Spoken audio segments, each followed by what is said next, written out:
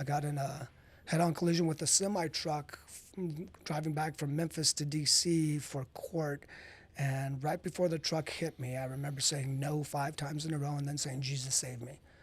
And I mean, like, I got out with a scratch on my head. My car was totaled. I got out. The semi-truck driver couldn't believe I was alive. And that was kind of my big wake-up moment, being like, look, like, who are you living for right now?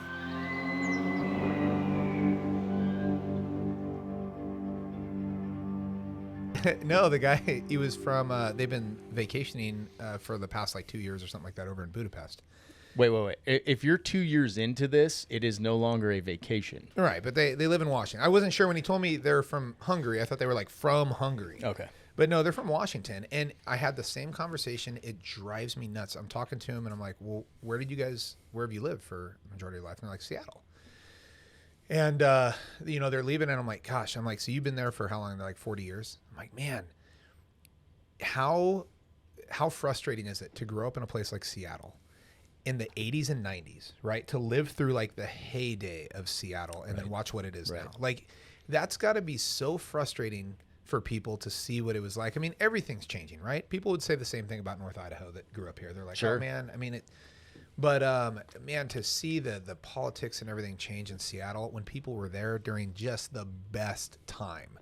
It sucks. This is almost universal though. Like look at all of the other states or cities, Portland, Bend, Oregon, anywhere in California. Yeah, I know. It's all, and now Denver. I mean, it's happening in so many other states. It's frustrating, dude. It seems to be repetitive. Like, it doesn't matter where you are. It seems like the good old days were back then. I think people realize how much like they appreciate technology, all that stuff, but at the same time, they look back and they're like, life was simpler. It was just easier back then. 80s and 90s, dude.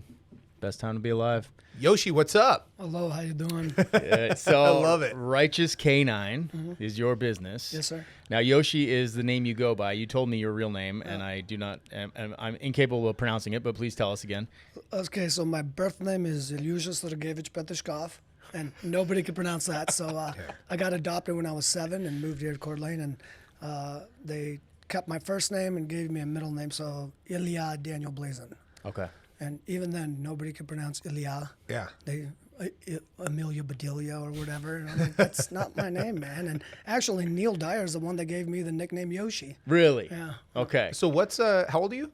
I'm 36. You married? Yeah, I'm married. I got 3 boys and a daughter. Dude, does your wife just love your voice? Yeah. She actually says I have a really good voice. You do. Like, I'm listening to this right now. I'm like, God dang, man. My voice sounds terrible. I'm listening to his voice. I'm like, it's sexy, dude. It is. It's really good. A little bit stone cold, too. You know? Wow. I have people that stop me in town and they're like, I recognize you by your voice in your videos that you post on Facebook or TikTok. I didn't even know you were until I heard your voice. Hey guys, before we get too deep, make sure you hit follow or subscribe so you don't miss any of our latest North Idaho Experience content. And if you're thinking about buying, selling, relocating, or just exploring North Idaho, reach out to our team. We're proud to be one of the top-rated real estate teams in North Idaho with the 5-star reviews to back it up. We don't just sell homes, we help people experience North Idaho. Our contact info is in the show notes. Now let's get back to the episode. Tell us about that. What do you do on Facebook and TikTok? So I train dogs. I've been training dogs for about 20 years now. I do everything from basic obedience to advanced obedience. We're starting a new course on July 27th for service dog work. So PTSD service dogs, ambulatory to help like veterans that are, don't have limbs or something. Therapy dogs. I do bomb and drug work. I specialize in that. Work private protection and decoy work as well. How did you get into this? Are you prior military? I spent 7 years with Uncle Sam's misguided children. Oh, yes. Had a blast. I normally have crayons on hand for guys like you, but I'm fresh out. So, Dude, I see the USMC. So you know where 29 Palms is, right? Yeah, 29 Stumps. That's where I was born and raised, man. I'm so sorry. 36 years in Yucca Valley. I am so sorry. Also a So hot. also a great place in the 80s and 90s. Uh-huh, and then a total shithole now. Yep. Yeah. Well, that's pretty neat. Thanks for your service, man. Yeah, right on. Yeah, Thanks the for Marines are a bunch of very intelligent young men out there, usually running around in Twin Amp Palms. That's a joke, right? I think so. I think so. I don't want to offend anybody, but They're very clean cut and sharp looking. yeah. Yeah. So there's that. So like there's three things in Twin Amp Palms. There's used car dealerships, there's bars, and there's barbershops. Yeah. Yeah. Everything you need. And So all of Business is Adobe Road. booming. And tattoo shops. I guess Oh, there's yeah. four things. You got to do the tattoos. Yes. so you got into canines in the Marine Corps? So actually, I started training service dogs while I was in the Marine Corps. I met up with one of my Marine buddies, and we noticed that there was a need of all the Marines that came back from Afghanistan that had severe PTSD or ambulatory and needed help. And we worked together on starting unleashed dog training. And then I moved all over, came here, and decided to do the same exact thing up here because there's a need for it. What brought you to North Idaho? So when I was adopted at 7 from St. Petersburg, Soviet Union, before it collapsed, I was adopted, moved to Coeur d'Alene, and I was raised here in Coeur Oh, d'Alene. okay. So you're from here, Yeah. came back. Yeah, I remember when there were nothing but fields over in Hayden, and when the first Albertsons came up, and being so depressed. I was gone for 13 years, and when I came back home, man, I didn't recognize Idaho. I lived in an apartment complex in Post Falls, and my living room was where I used to go dirt bike riding through moguls. I'm like, dude, I'm sitting where I used to dirt bike ride. And Wow. it just depressed me. I'm like, let's get out of here, move up north. Yeah. So you're up in Bonners now? North of Bonners, Mount Hall. Okay. Yeah, even further away from people. like Yeah. right next to Canada. Well, thank you for coming down today. That's Yeah, right that's a on. drive, Yeah. dude. Yeah. That is super cool. Hey, I got a question about you about the service dogs. So, and I know that a lot of this it probably is clearly understood by you, but a lot of people don't understand. So, service dogs and PTSD. What is because there's a negative implication sometimes that people they run like it's my service dog, right? And it's not really, or they don't really have. What is the real benefits, and why are dogs associated so much with PTSD and people from the military and stuff like that? What's the root for it all? That's a good question. I think the biggest thing is that dogs are created by God to tend to humans. Like we're supposed to have a companion through them, and they really help link up with somebody that's anxious or has PTSD, and they try to take a little bit of that stress off of the handler and put it on the dog. What I do with Righteous Canine is I don't want you to get a service dog through us and be like, I am now bound by PTSD for the rest of my life and I have a service dog for the rest of my life. My goal is to get you to have a service dog and then later on start pushing it aside so you don't have to be stuck on this mindset of I have to have a dog everywhere I go. When I got out of the Marine Corps, I had a service dog for 4 years, and she was one of the best ways for me to integrate into the civilian world of things and get over my traumas. But I didn't want to be hooked up to her for the rest of my life. I wanted my end result is to get better and to use that dog as a stepping stone to help me get better. Yeah. Is there for typical civilian? Let's say people leave in law enforcement or fire after 30 years, right? Like. There's a lot of just loss of identity and everything else, and I wouldn't necessarily call it PTSD, but obviously a little bit of post-traumatic stress. Even leaving a career, it could be in elementary school teaching, right?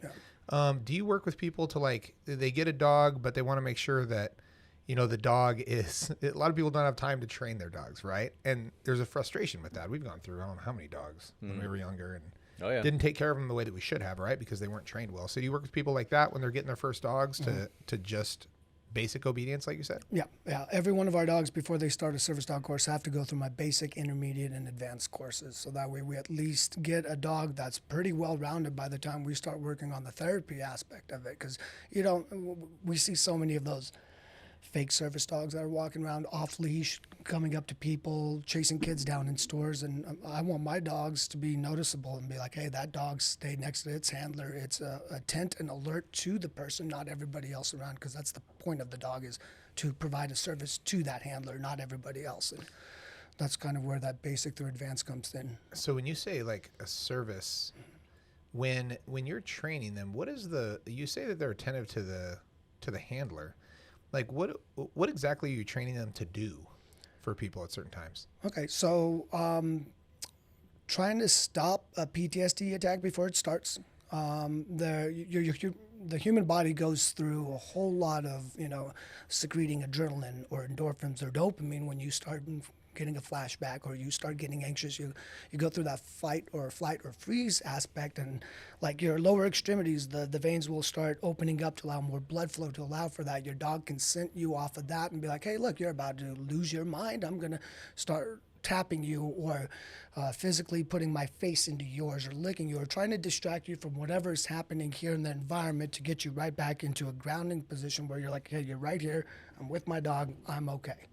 That's crazy. Yeah. I feel like you need one of those, Dave. No, you know what's funny is that is so like it's so true, and it's neat to hear that stuff. Yeah, I could use a service dog, honestly. Yeah. Just at my house, if one of my dogs would just pay attention to me, that'd be great. Instead, we have retarded dogs. And Yeah. I have the same. His They dog don't chases do much. ice all over the place. It's freaking yeah. What type of dog? Pugs. French bulldog. Oh, okay. Yeah, I've got 2 of them. Right on. And then we have a German Shepherd who's Good. smart but lazy. Good. Yeah, no, that's super cool, man. Because I think there's so much patience that comes from having dogs, right? Like, I mean, our dogs are not poorly trained, but do they listen to us? No, we're on 8 acres. We got 3 golden doodles, and just having them, the dynamic. I mean, our training pretty much, we have one dog where I can say post and he'll come stand between my, like, she's really good, but then she had two offspring that we brought on, and they're just not the same as her. Like, trying to train them in the environment with her is tough. Yeah, I can see that. On that note, what do you think about people that don't like dogs? I mean, Awkward's like, beep. people that don't like dogs, well, that's usually a red flag for me. Like, I got to watch this person. They don't like dogs. I can't understand it. I've got some family members that are like, they get all weirded Yeah. out. Like, don't touch me. I mean, I've got to consider everybody else and what they've been through. So people that have an adverse reaction to a dog, I'd have to think like, did you get chased or bit by a dog when you were a kid, and now you have trauma? Now, if you walking through the store and you have a service dog that goes and greets every single person that you meet, that could cause a little bit of a negative reaction to somebody that is scared of dogs. Our dogs are right on the handlers, shoulders connected to the hips, and they don't leave. And the only time the service dog is going to leave is if something happens to the handler, and then your dog leaves to go find somebody else. And in that case, everybody knows if you find a service dog by yourself, follow that dog back to the handler. Then try to see if there's a medical condition, call the ambulance or whatever. Yeah. So totally random. What's the dog whisperer's name? Caesar Milan. Caesar. Do you ever watch him? I have. Yeah. Okay, I so- watched him as a kid. So he started popping up on my feed. Now he's going to pop up on everybody's feed You're that's welcome. listening to this right now, Dogs. because I just said, Dogs. dogs. Caesar Milan. I was watching him the other day, and it's so crazy to me. I've been bit by so many dogs. Like, I mean, people's dogs that they're like, that dog would never do that. And I get bit, and I'm like, am I secreting something that is pissing them off? Yep, maybe. You secrete things that piss a lot of people Dude, off. I got Me too. So whatever it is. I got bit in the ass by a golden retriever over at my friend's house. Like, oh, it's my dog. I'm like, oh, and I pet him, and I walk away, and he nips my ass, and I'm like, what? And they're like, he's never done that. I've heard that too many times. So Yeah. I don't know if I have some sort of, what is it that I'm secreting? Probably too much testosterone. Don't That wasn't don't give I him any was ideas. not testosterone at that time, so I don't know what that was. Some type of asshole. Such a dick. I don't know. He bit my ass once too. So. Okay. No, but seriously, like it's funny to watch Caesar Milan with some of these dogs and how he understands them and stuff. Do you do anything like that with people that have dogs that are super disobedient or aggressive? Yeah, we work a lot of behavioral dogs. I actually get really excited when somebody calls me and says, I have a dog that bites. I'm like, thank goodness I get bit today. So I'll go work that. So usually just behavioral. A lot of times we find out that the issues that are wrong with our canines are 80% handler error. And we've been conditioning our dog to do horrible things like doorway greetings or not proper etiquette with leash heeling and stuff like that. Yep. Okay. Yeah, it's funny. I might hire you. Well, right on. Actually. I would say that you're a huge alpha personality, and dogs pick up on that, and that could be. I mean, a dog can see that and kind of start shutting down, like, oh, this person that just walked into my house, everything about him screams alpha. And dogs are very big on hierarchy. Who's the alpha? Who's the beta? Everybody has a line and a purpose to do in the wolf pack, and it's carried on through. And I've walked into so many people's houses to do dog training, and they're like, my dog has never approached somebody off leash and just come up and lick them. And then Yeah. I come in, they do that. Or my dog's never bitten somebody and comes up and nips me or something. It's just you have an alpha personality.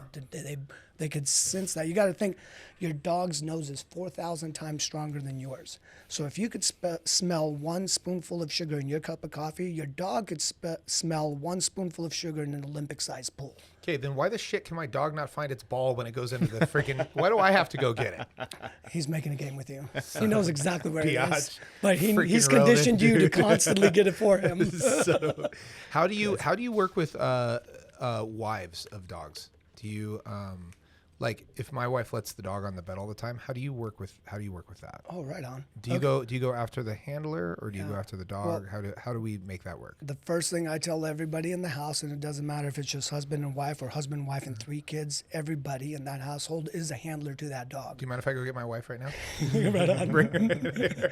So I can't even begin to explain to you how many times I've almost done like marriage counseling with dog training, where the husband says, my command is this for the dog, and the wife's like, no, I do this for the command. And then I'm like, well, you guys are both on opposite sides of the spectrum. The dog is now understanding you do it one way, you do another. Now the dog gets a choice. Who do I get to actually listen to? And then you start disrupting the family because my dog won't listen to my wife, but listens to the husband. Everybody's got to be on the same page. So the commands have to be the same. The structure and the guidelines and everything else for the training has to be the same. So I'm hiring Yoshi. Right on. Just so you know, I'm you should. 100% hiring you. You are going to come hang out at our house. Do I have to bring the dogs to you, or do you come to our place? I could come to you guys. Oh, You have 3 golden doodles? Yeah. Those are some stubborn dogs. Right Well, on. like I said, Have you one met of a them, Frenchie yet? Because Yeah. they're fucking stubborn and retarded. the one of them does really good. Like I said, the first one we had all of our She's attention, good. right? She's Yeah, very good. Roven, like she can be running at you, and I can yell post. She'll turn around, run back, and go right between my legs and sit there, right? She knows. I mean, if I grab a buzzer, she's like, it doesn't matter who it's for. She'll just come sit next to me. She's like, Right nope, on. nope, I ain't doing I'm shit. not participating in this. Yeah, the other ones, oh. Do you train your female dog in front of the litter? So, and that's the problem, right? It all comes down to that. That's why you hire somebody, because it gives me the motivation that I don't want to waste money. Right on. Right? Yeah, you don't want to And waste money. We don't. And we have not given enough time to our dogs. That's really what it is. We did when we had the one. Now that we have 3, it just gets overwhelming. Yeah.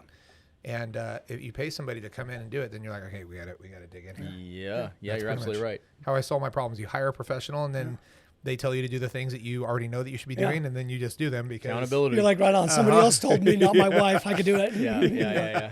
that's really cool, man. So tell me, like you said bomb dogs are one of your specialties. Yeah, bomb and drug. How did you get into that? Well, I started getting my desire for working dogs when I was in Afghanistan, and I watched the EOD guys walk by with their dogs, and who I was attached to. I would constantly the dog compound was right across the way from us in country, and I would always watch the handlers and the dogs. And I'm like, man, I think I got the wrong MOS because that looks really dope. I want to do what they're doing. And the thing that blew my mind was these dogs would not leave their handlers. It didn't matter what other Marines called them, what type of crap went down range. These dogs stayed next to their handlers until they were told to like push forward. And I was like, man, how do you guys build that bond? Well, we have to know that we're a unit and we're a team. It's not just, sergeant this with the dog. It's we are a team. We are this, And once I got a desire for that, started watching them, went back after my tour in Afghanistan, started working service dogs. And then when I got medically retired out of the Marine Corps, I went to Virginia to American Canine Introduction and got certified as a dual-purpose bomb and drug dog handler. And that was a lot of fun. Like watching dogs alert on bombs or odors it's a blast. I didn't know.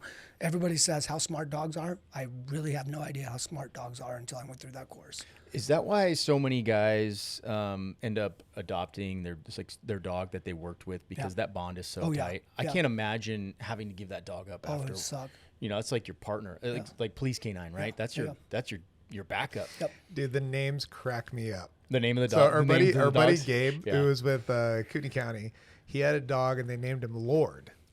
Okay, so Gabe could sit at the door and tell people, "I'm sending the Lord in after you," and Oh, good Lord, he bit you. but I mean, they give these dogs all these names, right? And you're like, "Oh my gosh!" And the crazy thing is, they'll question you in court. Yeah. Well, why did you name him? the Decimator. You're like, I don't know. The ass biter. Yeah, like why did you name him this? But a lot of times they'll name them down at down in where is it, Georgia? They go or somewhere down in Atlanta, I believe. Okay.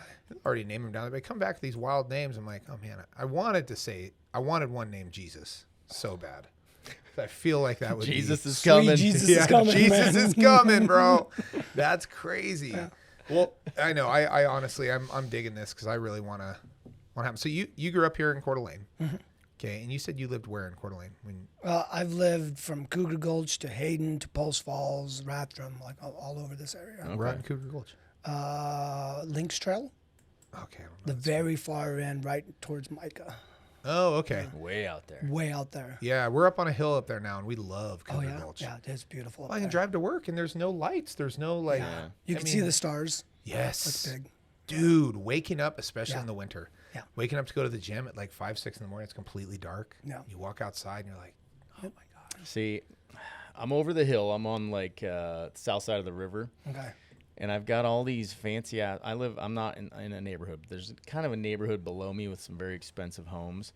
And they have lit up every damn tree on each of their properties with, the underlighting, which looks cool to them. But from where I'm at, I can't see stars, dude. At night, it washes everything out. That's why he shoots his gun at 10 p.m. That's what's up. Up there with his no CCRs. Yeah. Damn right. I just built the most ridiculous shooting range at my property. Oh, so. right on. Yeah. I just got 20 acres up in Mount Hall, and I want to build a range in like Yes. a small mountain town or something. Yes. Yeah. So you lived all the way down there. So what was, I love to ask this because we're getting ready to do a podcast pretty soon. We talked about today about what's Coeur d'Alene going to look like in 10 and 20 years. Now, everybody immediately wants to go to like, it's just going to get like, they want to talk about population and stuff and density, but really we're talking about like worldwide, like how are these robots they're talking about? Are they going to end up here?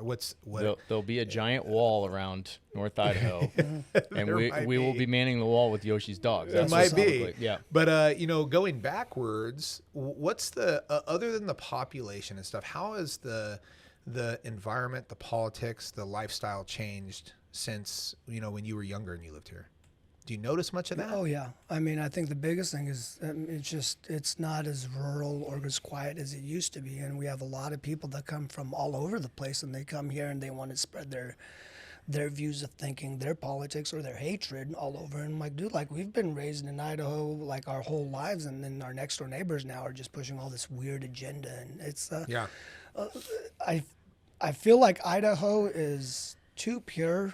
I mean, look how beautiful it is. I've lived in 12 states. Idaho is by far the #1 most beautiful state I've lived in. And you come in and just overpopulate it. There's so many angry drivers out. Like that's what blows my mind is, like all these license plates from California or wherever driving around like they're driving in a big city. Yeah. I'm like, dude, we're driving in rural country with deer and 2-lane roads. Like you can't be driving like that out here. North Idaho Arms is a proud sponsor of this podcast. North Idaho Arms is a locally owned full-service gun store in Post Falls, Idaho, founded under one guiding principle. They are unapologetically pro 2A. The owner, BZ, is a friend of ours and is a 2A rights absolutist. North Idaho Arms throws a flaming middle finger to all unconstitutional gun laws. Handguns, rifles, suppressors, magazines, ammo, complicated moves, estate transaction. BZ does it all. And yes, you can purchase some of these items if you're a Washington resident. Go see BZ at North Idaho Arms, Post Falls, Idaho. It seems like, I mean, in a lot of people, I mean, we're in the thick of it right now, right? Summer it's a vacation resort town now. That just, however you want to look at it, people come up here in the summer, it swells, and there's people that don't take care of it the same way that we do. But what's your, politically, how do you feel like, has Idaho changed much in terms of North Idaho? Or do you feel like it's still retained a very, like, consistent culture in terms of what the values and beliefs and everything are? I think our roots are still deep in that Christ-oriented for country, for the family. But I think a lot with the influx of how many people have come in with their different politics, it's kind of in this middle clash where we're trying to figure out which way are we going to go. Right.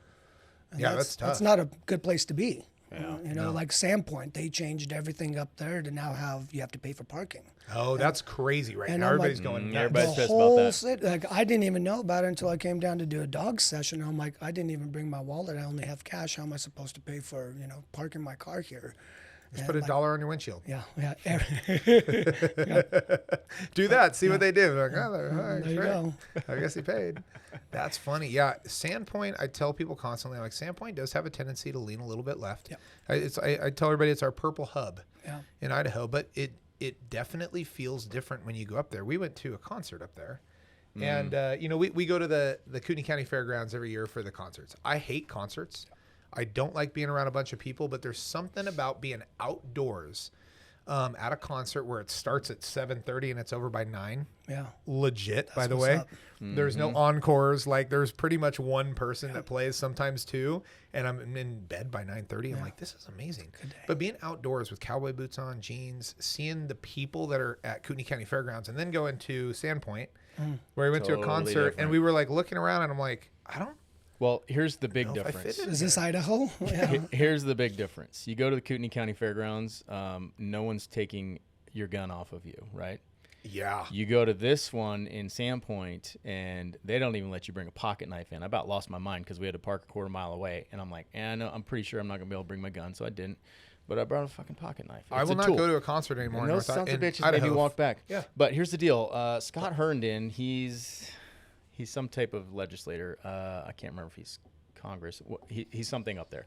I think he sued about that event, and I think they have now backed down and are allowing firearms to be carried in there. I'm Look, pretty when sure you, that when happened. you start, I understand private property. I understand it. But when you start infringing on people's rights in North Idaho, you're going to find yourself in the middle of a war. Oh, yeah. Right? Like, there is a culture here that if I hate going to volleyball tournaments over in Washington. Like, you can't bring in that knife. You need a clear backpack. I'm like, why? Yeah. What we all have this argument. You think the person wants to hurt people is going to... No. Your fat sloppy ass is going to defend me when an active shooter comes in Right. here? With what? Yeah. And more importantly, my fuck outta daughter here. and my family and Right. stuff like that. I mean, I'm more likely to walk out a back door than to try to engage somebody in a situation like that, to be completely honest, right? Yep. I mean, everybody thinks they want to be a hero, but the truth is, man, if you're in Walmart, you hear gunshots ring out, I'm not going to run across the store to go find the issue. Yep. I'm probably going to walk out the back door and drive home. Yep. Right? I mean, if it's in front of me, there's a thing to deal with, but the fact that when you start infringing, especially on Second Amendment rights up here, it does not work well. No. And to allow that stuff to continue to happen, I'm not good with it. No. I mean, I honestly feel like sometimes Sandpoint's just a testing ground right now. Like, what can we put on the city just to see how the population reacts? Right. And if that's the case, that's a scary place to be. Here, my issue with Sandpoint, and we've seen this in so many other cities, right? It's cool right now. It's artsy, neat little restaurants, little hole-in-the-wall places. It reminds me of cities I've seen and lived in California that were the same way 20 years ago. San Luis Obispo. There you go.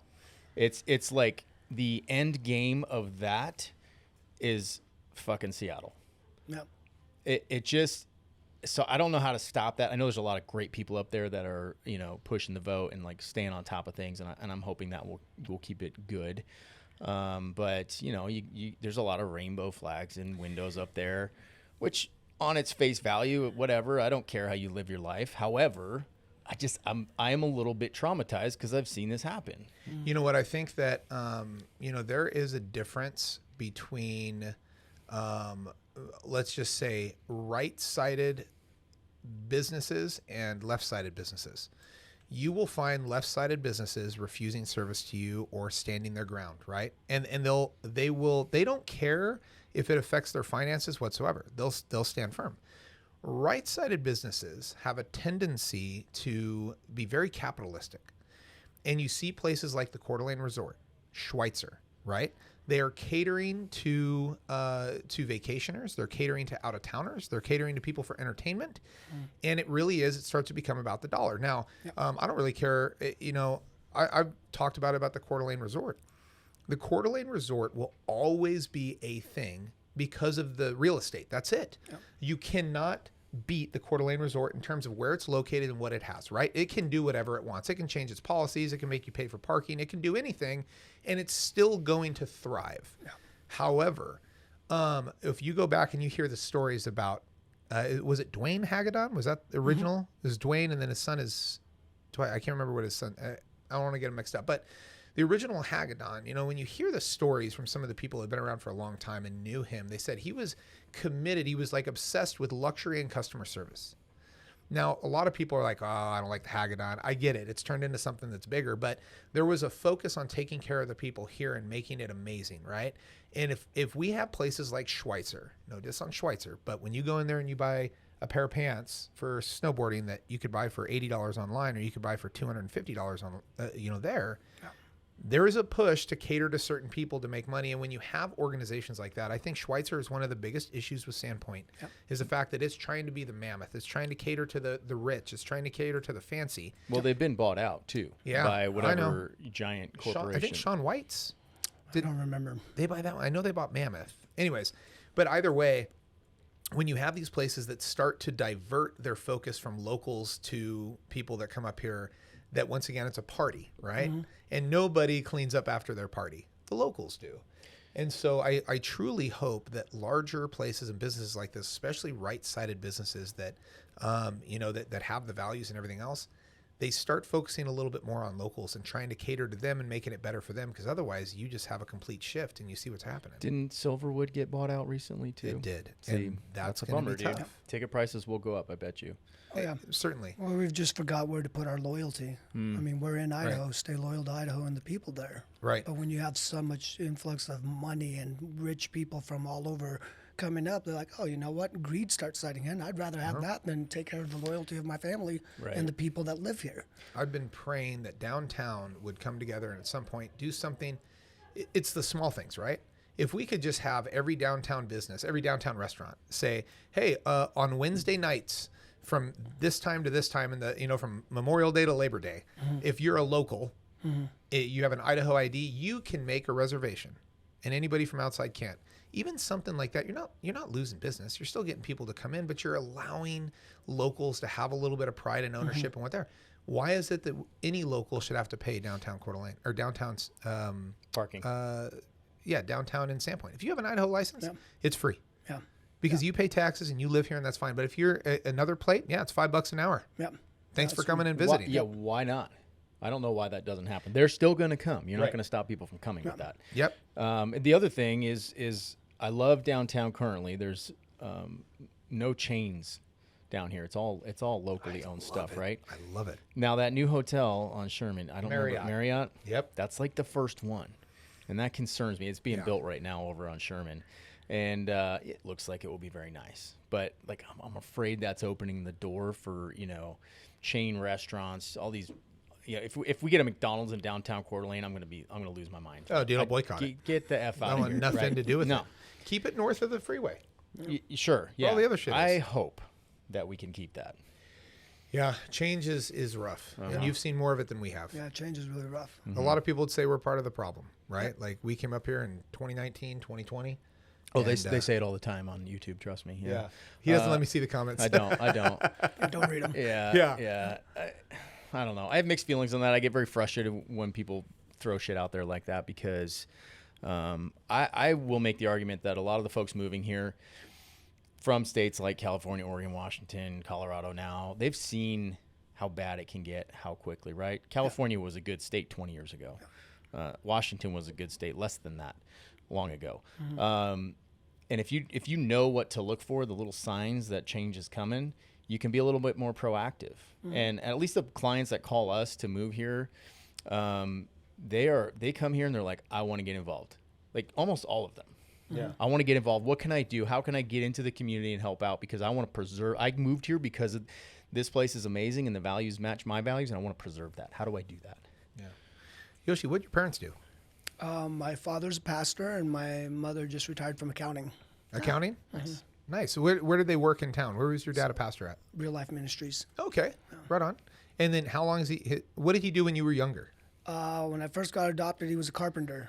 Turned pastor. Cool. Oh, imagine that. That's pretty dope, man. Yeah. I like that. Was mom? I know somebody like that. Yeah. I was like, who's that? He totally took advantage of that. He's like, you know what? I'm gonna freaking. I'm gonna capitalize on this. Yeah. So, what about mom? Who did she work for when you were younger? Do you remember? She worked for quite a few different businesses up here doing accounting. I don't know any of them, but quite a few. What was the industry like when you were younger here? Oh, quieter. It was, man, I would say like it was family oriented. I remember going to work with my mom, not knowing what she was doing, but being able to sit down and play or do homework and be able to watch her work for a business. Yeah. Yeah, that was. Was McEwen Park baseball fields at that time? It wasn't what it is now, right? Or was it? No. I don't know when the mill got torn down that was there. Oh my gosh, I forgot about that. Yeah, because it didn't used to. I mean, I don't think it Yeah. was that long ago that it was baseball fields. Yeah. And now it is. I mean, now it's a beautiful park, of course, which is cool. But wondering if you remember any of that, or like I mean, Riverstone. There's Rivers. I remember when they built Riverstone, Yeah. when they first put the movie theater there. I was like, this is crazy. Like this was a field to the river. Like I dirt bike ride through there too. Yeah. I'm like, not anymore. Yeah. Dang, dude. Dude, it's changed so much. It's like I was gone. So when I left at 18, I joined the Marine Corps, and then I did military law enforcement and worked as a bomb dog handler in D.C. And then when I came back, it was 13 years later. I was driving around trying to find apartments and places to move my family up here, and I was just super depressed. Like everywhere I went, I'm like, this used to be a field. This used to not be there. This used to not be here. And it looked like my Idaho that I left 13 years ago was a completely different place when I came back.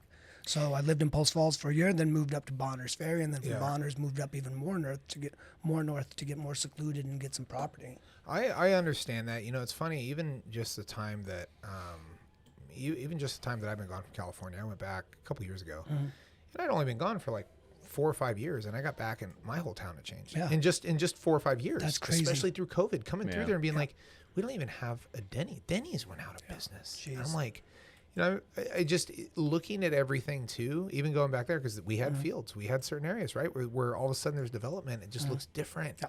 and it doesn't feel the same. And I know a lot of people have a huge negative sentiment about that out here. But I mean, I talked to guys. Where do you go to high school? Was it Coeur d'Alene? I went to Charter Academy. Okay. Yeah. They had charter back then? Yeah, they had charter. I went to Post Falls High for a little bit. Started off at Lighthouse. Okay. Yeah, I went through all of her. Man, I remember guys telling me about back in, gosh, it was early 2000s, which doesn't sound like that far away. I mean, I graduated high school in 2001. They were like, oh, yeah, we used to bring our shotguns to school. Yeah, And they'd yeah. lock them up. And then afterwards, we go dove hunting with with the teacher. And I'm like, oh, wild. Not What? anymore. Yeah, not anymore. you brought a shotgun to Yeah. school? They're like, yeah. It's yeah. awesome. My wife tells me stories like that because she went to Bonners Ferry High School, and she's like, yeah, we'd bring in our guns, put it in the locker. I was like, are you kidding me? Oh, damn. so What year cool. did she graduate? I want to say 2001. That's crazy. No, wait, no, not 2001. 2015 maybe.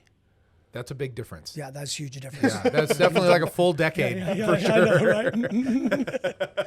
But still, I mean, when you just said 2001 Bonners Ferry, I'm sitting here, I'm like, holy crap, dude, that was. I wonder what Bonners Ferry was like in 2001. Wagons. They were still using wagons up there. What? I got an automobile. Like, You mentioned law enforcement. So were you in law enforcement after the Marine Corps? Yeah. What'd you do? I was a trooper for the Tennessee Highway Wait, Patrol. hold on. time out. Oh You- boy, now you guys are about to have sex. We're gonna here. bro This is down. weird. Well, I don't know. I'm not gonna go that far, but I didn't, Goodness. Giggity. bro. I didn't get the trooper vibe from Yeah, you. yeah, I know. You know I was a trooper too, right? Is this all you? You guys no, want a my, drink? My shadow box, all my shit burned up in a fire, so I don't have a cool shadow box Bugger. like these guys. Mine will be about this big. He's got a certificate of recognition That's and all I have. service. That's all I So have. that's cool. Thank you. So Tennessee, huh? All Damn. right, dude. That was unique. Interesting. Okay. See, you just moved up a notch in my book, bro. I right didn't know on. you mean troopers gonna troop, man. Yeah, We need to get some more firemen on this podcast. Yeah, dude. I you don't know. do. Yeah. So how long did you do that for? 2 years. Okay. Yeah. And then were you working a dog during that? I was trying to get there, but my mom's health was declining here up in North Idaho, so we ended up quitting and moving the whole family up here. Big deal. It was a huge deal. Wow. Yeah. And then It was fun. you said bomb dogs in DC? Yeah, bomb and drug dogs. Okay. Yep. What was that with? AUSA doing their sweeps for the annual United States America Association, where every year they come out with all the new weapons that are going to show up for the military next year, and we'd go and sweep the entire building, and that was a blast. Yeah. Very cool. Okay. All right. So I like dogs. Yeah, clearly. Well, I'm clearly. glad you guys had a moment. That was We did. phenomenal. We did. Yeah, I'm actually touching his foot right now under the table. I fully believe you. We had a camera underneath the table here and see. That's freaking awesome, man. Well, I appreciate your service and all that stuff. Yeah, you've done a lot, dude. How did you meet Neil Dyer? I moved back home to Idaho, moved up to Bonners Ferry, went through a really bad divorce and custody battle. Oh, And I'm met sorry. him. Yeah, met him. I think it's like part of the thing of Marines. Like once you get out, you have to Well, get one under your belt. You got the know? double whammy of Marine and former law enforcement. Yeah, So yeah. you were. So let's just it's add a couple divorces. That's 100% chance of divorce. Yeah. So I'm sorry. Like right on. I'm a seasoned man now. No more. Goodness. Yeah, I met him up in Bonners Ferry, and then he actually was one of my best men in my wedding. His Fantastic. family and our family are close. We go to the same church. Cool. He's a cool dude. Neil's a good guy. For those listening, we did a podcast with him a couple months back. He's a retired SEAL, and just a great human being, dude. No. He found God, and it changed his life. To hear the transition from he was in a dark place, and it just flipped it for him. Very good stuff. You know what's neat about that stuff? You just said something, and I know you were, you're a pastor's kid, and it sounds like you follow and everything else. But when I hear that a lot, it always triggers me, not in a bad way, but when I hear people say like, "Oh, I found God," it's so interesting. It takes me back to Revelations 3:20, right? Behold, I stand at the door and knock, and it's amazing to me when you watch people go through life, and there's so much. You talked about alpha male syndrome at some point, right? I think that's actually a liberal term now. It's like alpha. You can't be an alpha male. It's maybe toxic masculinity. Toxic masculinity, whatever. Yeah. But there's a lot of people like yourself that somewhat self-made, right? I mean, you look at your life. You came over here from Russia.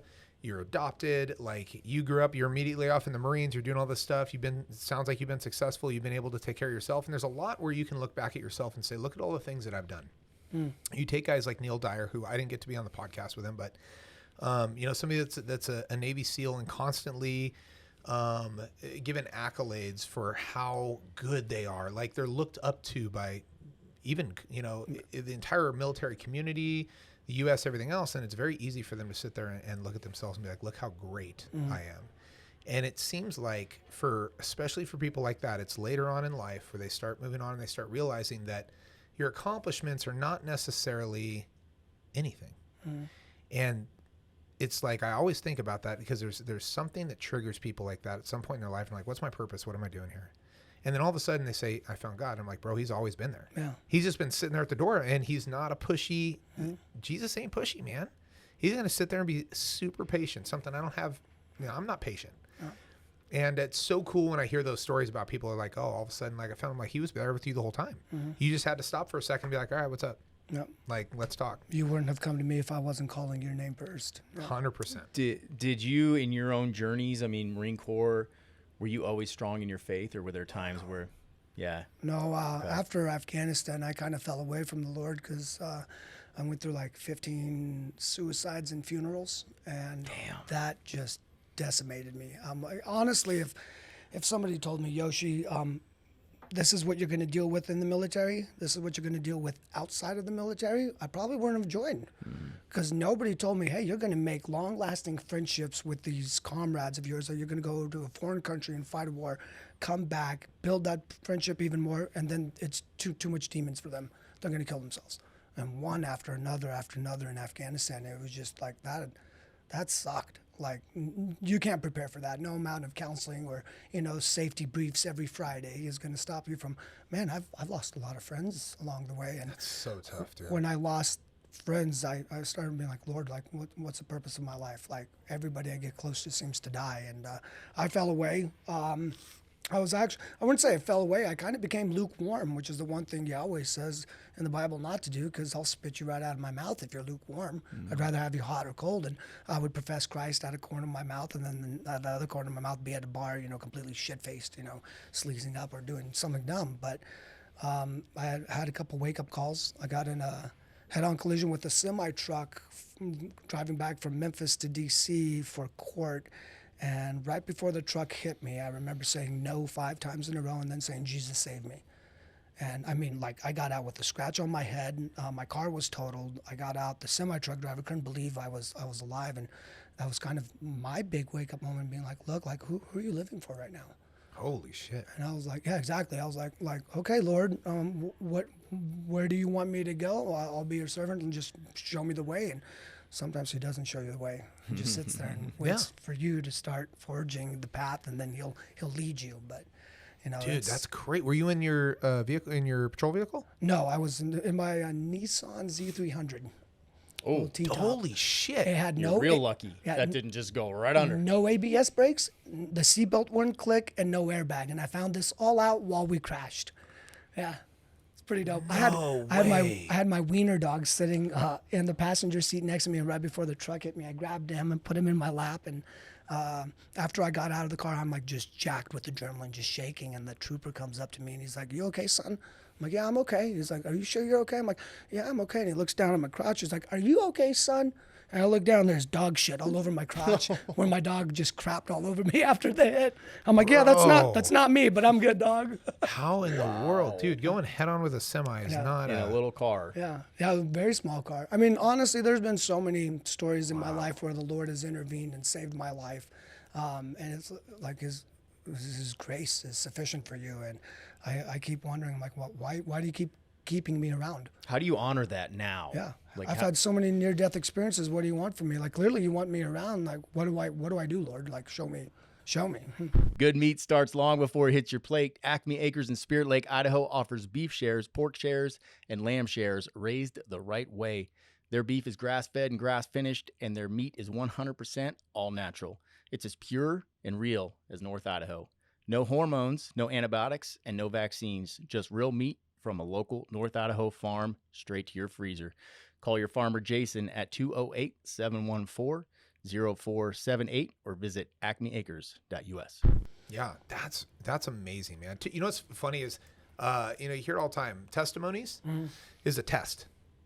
It's hard to have, and it's not saying you can't, right? There's some people that have lived some pretty awesome lives and haven't had, things. But there's a test and a testimony, right? There's something that you've been through because, dude, when you look at it and the imperfection of this world, right, and the things, this is not Eden anymore, right? And so the imperfections are all over your life. And to be able to look back at certain things and be like, look, I was tested here. That's who makes you that man of God, right? It's all the tests you've gone through where you've recognized him, not just you being like, oh, I fixed it. That's not a test. It's a test where you realize what you can't do. Like, you could not save yourself from that. No. You know what I mean? You can't. That is going to be, dude, God's going to make his choice right there, right? Like, there's a decision that you don't get to. I'm surprised you had time to grab your puppy. Yeah. Now, that was pretty good. I'll put that one on you. Yeah. But that's pretty neat to hear that stuff because it makes you wonder, why am I here? Like, what's my purpose? Well, the thing is, like, when the Lord starts molding you, like the potter at the clay, I'm like, if you want to be changed by the Lord, you're going to get it, but it's not going to go easy. Yeah. I'm like, if you can say, okay, I'm ready to stand up and get on the line, send me, Lord, here I am. And you better be ready when he says, okay, here you go, I'm calling you. And there's a lot of people in the faith that are like, okay, Lord, I'm willing to die for you. And then the moment comes and they're like, no, I'm not going to die. You know what's funny is you said that, die for you. That is something that's so interesting to me, that specific term, because, God, it's funny. You'll never see, you don't see the Lord trying to put us in a place where, like, die for me. Instead, you see him saying, live for me. Yeah. And it's like, he died for you. Yeah. Like, he So died you for could you. live. Yes, so that you can live. He's asking you to live for him. That's the sacrifice, right? Yeah. And that's sometimes harder. Sometimes, you talk about people with suicide and everything else, and it's a tough conversation, but truthfully, it's an easier way out. It really is. It takes those things off you. I've had friends commit suicide, and I go, what? Why? Yeah. And you don't understand their situation or where they're at, but truthfully, when you look at it, it's actually an easy way out. And it's so hard because making that choice and that decision to live for God is hard. Oh, it's so hard. Look at marriage. Yeah. Oh, yeah. Dude, you live for one another. Like, you constantly have to work at it. It's not easy. No. And I love it every time I do a wedding or something. I usually pull people aside and be like, just so you guys know, you guys committed to, like, the hardest thing you'll ever do. Ever. And there's going to be a morning where you wake up and be like, of everybody I know, you're not the one I want here right now. Yep.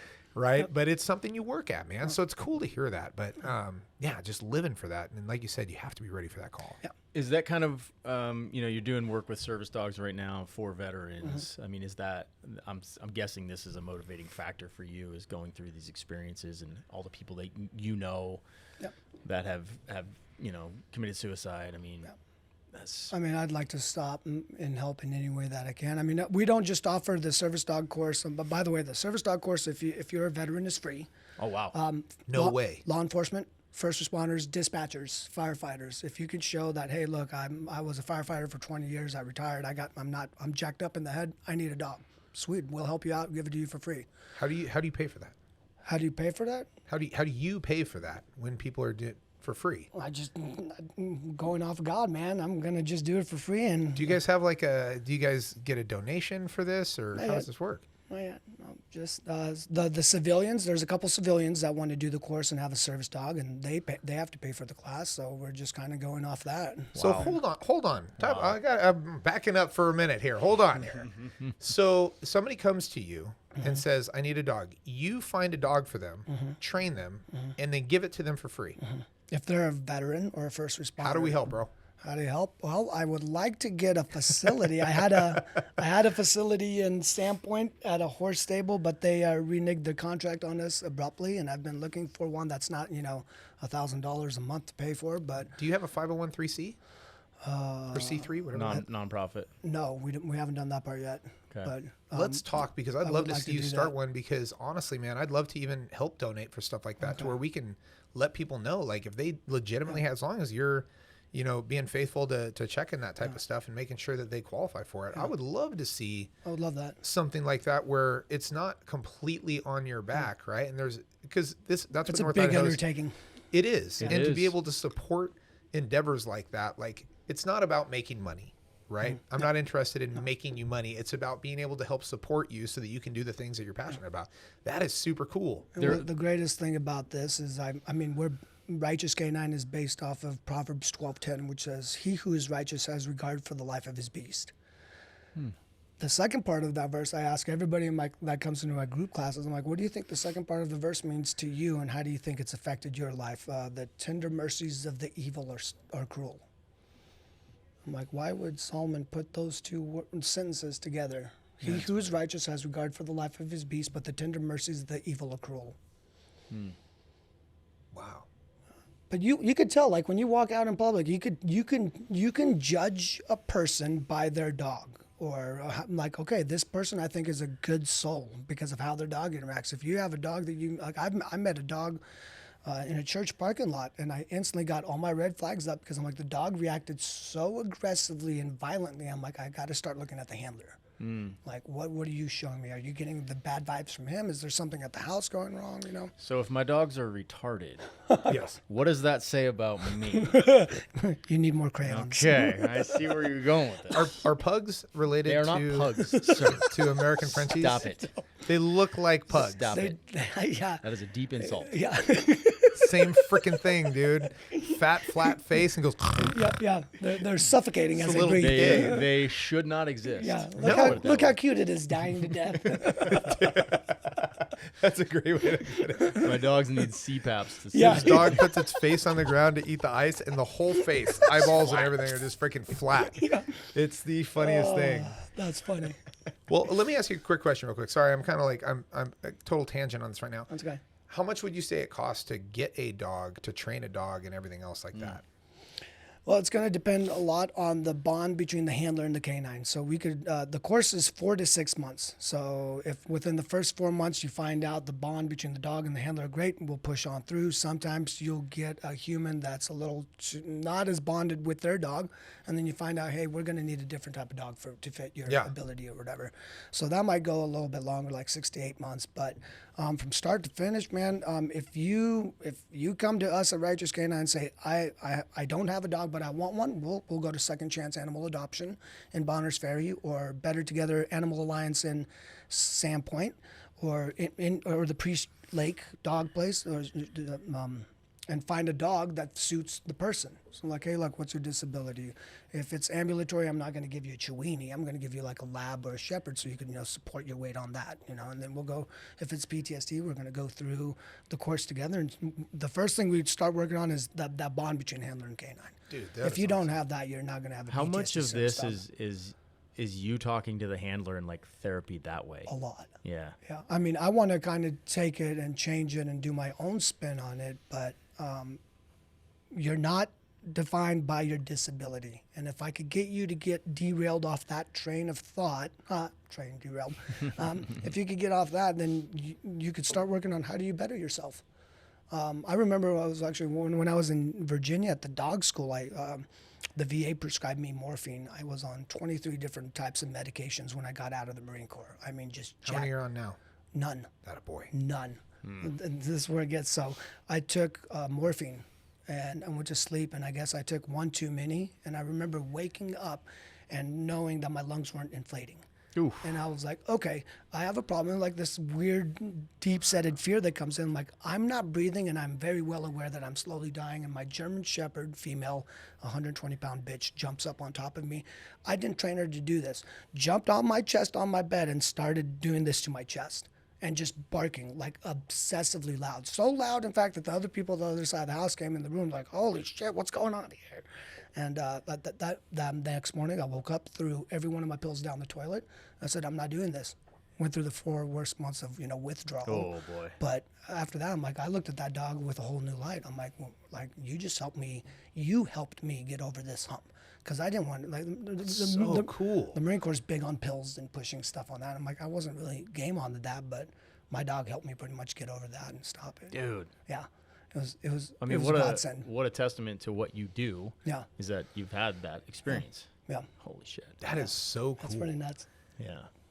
God dang, man, I freaking love this. Like, seriously, I'm super excited, and I'm absolutely gonna have you come down and meet our dogs. And Sweet, I can't wait. do some. No, seriously, I think it'd be great. Yeah. And honestly, if you're listening right now too, if you resonate with this at all, I'm not trying to commit anybody to anything, but if you want to help support Yoshi and what he does, please reach out to us, because I'm happy to simply put people in contact with you. Yeah. So that when you have a need and you have a veteran and you need funds to help them buy a dog or make this stuff work, I would love for people to support stuff like this, because, dude, this trips me out. It's so cool to hear this type of stuff happening. Right. And just, dude, seeing your heart, man, I am all about it. I would love to see people help you out. Right on, That's brother. rad. How do people get in touch with you? I've got Facebook. I've got a website, Righteous Canine. And I've got a TikTok, and yeah, that's about it. And I predominantly use Facebook for all my classes, group classes, and videos of dogs. That's a big thing I work on. Is I want to show people, here's the first video of the dog training in the last session, so you can see a noticeable difference in the dog. Yeah. And, Okay. We do that on Facebook. We will link all of that in the show notes so people can find it. And then let's talk. I feel like you need to get a nonprofit going. Okay. Dave can probably point you in the right direction. Bro, on I'm how to do motivated. that. I just made this a little freaking project of mine. Yep. Right on. Righteous Canine Yes, sir. on Facebook. All right, now follow this. What's your favorite type of dog? Well, I have 2 Dobermans right now, and I've never had Dobermans, Okay. and I've got a melanistic one, which is solid black. They're usually black and red or black and tan, and then I've got an albino white one. Get out of I'm here. not even kidding, dude. His name's Righteous, That's freaking awesome. and he's amazing. I love the temperament of the dog. They were actually the mascot for the United States Marine Corps before they went to Bulldogs, but they couldn't transfer handlers well because the dog bonded so hard to the first handler that they're like, we gotta get a new dog. I love Belgian Malinois. Bro? They are one of my favorite breeds. I now have acreage for the first time in my life. I had a Belgian Mal when I was in DC, and I lived in a 1-bedroom apartment. We worked like 18 hours a day, and we'd get home and the dog would be just sitting there like, keep working. And I'm like, I need to get some sleep, dog. I'm like, I can't do this. So Hold on, dude. I'm going to show a video right now. I don't know if we can put a link to it or something. I wish we could put this on here right now. I'm looking at your page right now, and I'm immediately cracking up. So I was a decoy for ours, right? No, have you seen this video? I'm going to show it to you. It's going to trip you out right now. So I was a decoy for Coeur d'Alene PD, right? It was right kind of on. fun. Yeah, and it was cool. Like, I mean, we had a Belgian Malinois. We had a German Shepherd. We also trained with Spokane. So I was able to get out there a few times and get bit. And some of those dogs can get through that suit almost, yeah. right?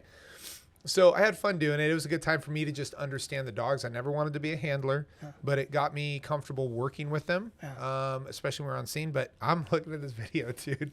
I am cracking up. So this is Special Forces Attack Dog Race, Seth. Oh boy. Look, Austin, you got to come over here. You got to come over here and see That's this. so dope. This is so crazy. Is the volume Okay, up? and I'll kind of explain what's happening here. So you got to go back to this. The dogs are racing, so they have a bait, right? Here's the bait. Look at this. So they're running down a football field, and there's Oh my one God. dude in a bite suit. And there are, well, how many dogs is that? Like 9 7. dogs? 7? Who's in the suit? Yeah, one person. Who is it? I have no idea. Dude, Some poor bastard. I cannot imagine dead. He don't being work here no bit more. by 7 dogs at once. They are like Yeah. a freaking rabid pack of wolves. Austin, we'll give you $100 to do that. Yeah. You couldn't pay me, dude. $1,400 for a hot dog. Negative, dude. I've been bit by those dogs. You are not giving me. Austin won a hot dog eating competition this weekend, Oh, and, that's- and he won $1,400. No brag, Are they muzzled? No, What no, the straight full frick? bites. Yeah, yeah. dude. That's the ballsiest. I Yeah. want to meet that Yeah. guy. I need to know who that is. Yeah. That was amazing. You should do it. Yeah. No, Do it for a fundraiser. absolutely not. Okay, that's well, maybe what we'll do. fundraiser. I would do it with you. So we start the nonprofit. Dave does this for a fundraiser. I think a lot of people would chip in. I think a lot of people would chip in. I like seriously. I've been bit by 1 dog at a time. Yeah. I've never had 2 or 7 come at Yeah, you. that's I'm gonna put one of my insane. Frenchies in that. It'll be like a quarter of a way across the field by the time all the other dogs are just done murdering. I that can't guy. even imagine what that's. I would be so afraid. Yeah. I would scream. I mean, it's a straight adrenaline rush. It would tap into like the primal feeling of getting attacked by a wolf pack. Yeah. Which I'm sure people have experienced. Yeah. It's in our Bro. DNA, dude. Yeah. Oh golly. Yeah, exactly. That was insane. Yeah. Yeah. That's not normal, Yuri. No, it's not Yuri, I called you Yuri. That's Yoshi, okay. Yuri. Yuri. Where'd It's, it go? it's Russian. Yeah. There we go. Sound I very know. similar. Okay, I've seen Goldeneye. I had There's in there. I had a first sergeant in the Marine Corps call me Ivan. And I'm like, that's not my name. He's like, you're Russian. You're all the same. Sergey. Very well. Ivan. Bitch, I came I'll just over drink here. my vodka and listen to my techno music. All right. Oh shit, Dude, Yoshi, this was freaking cool. Good times, bro. Thank you for making the drive down here. We'll link everything in the show notes, and yeah, we gotta hang out sometime. We gotta come do some videos and do some dog Dude. stuff, bro. I would love that. Yeah, that'd be Super fun. excited for this. Thank you so much. Right on. Thank you, guys. Later.